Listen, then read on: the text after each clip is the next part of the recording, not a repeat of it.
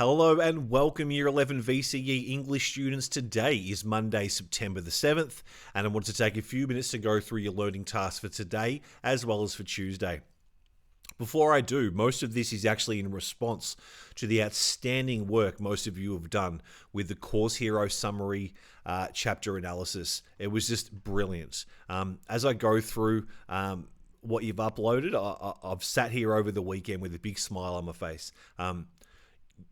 Your work is outstanding. The effort you've been putting in, particularly in the last few weeks, but mostly throughout the year, is brilliant. And I know certainly throughout sort of week 6, 7, and 8, I've very much worked you and you've responded really well.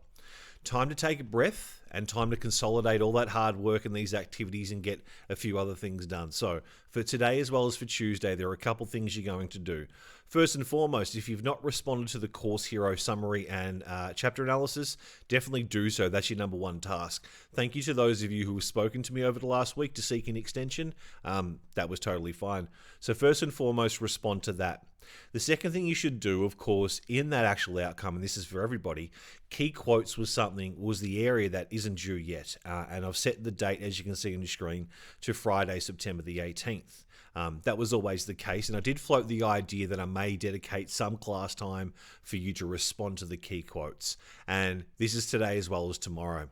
So with regard to the key quotes, I want you to be discerning with regard to what you actually include in this section too. Remembering that a study of To Kill a Mockingbird is for a comparison, all right, with Beasts of the Southern Wild. So that should be your focus when looking at what quotes you should actually take from the text and include in this resource. Just briefly before I speak about some targeted areas, some things I'd like you to specifically look at, please make sure when you're gathering your quotes, whether you are actually taking them from the text, all right, or from an internet resource, I would like you to go back to your textbook and you should be underlining some of these major key quotes as well. Okay, there may be an opportunity where you can actually take the book or bring the book into our SAC, so please do that as well. But some areas for you to consider, of course, we have the themes which we discovered in our Course Hero work: race and prejudice, class, equality versus inequality, as well as morality. Now, really quickly, race and prejudice are interesting because together they can form their own or its own theme, and it makes sense too. But consider how race and prejudice can actually be separate things too, and this is probably spoken to when we look at class. All right, there are many forms of prejudice, and racial prejudice is one, but not every one of them. Okay, so consider that.